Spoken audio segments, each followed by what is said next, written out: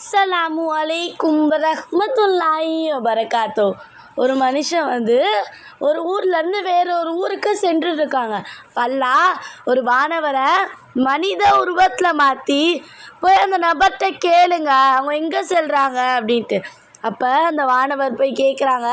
அதுக்கு அந்த நபர் சொல்கிறாங்க, நான் என்னோடய நண்பனை சந்திக்க போகிறேன் அப்படின்னு அந்த மனிதன் சொல்கிறான்.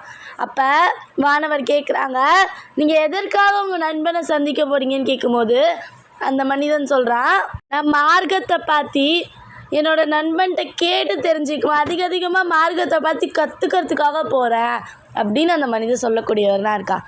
அல்லாவுக்காகவே நம்ம ஒருத்தவங்களை நேசித்தோன்னா அல்லாஹ் நம்மளை நேசிப்பான் அப்படின்னு அந்த வானவர்கள் அந்த மனிதன்கிட்ட சொல்லி மறைந்து கொண்டு போயிட்டாங்க. மறைஞ்சிட்டாங்க. ஒரு முஸ்லீம் மற்றொரு முஸ்லீமுக்கு சகோதரர். யார் ஒருத்தவங்க அவனோட நண்பனோட கஷ்டத்தில் நிற்கிறானோ அவனோட கஷ்டத்தில் அல்லாஹ் நிற்பான். யார் ஒருத்தவங்க இன்னொருத்தவங்களோட குறையை மறைக்கிறாங்களோ அல்லாஹ் அவங்களோட குறையை மறைப்பான்.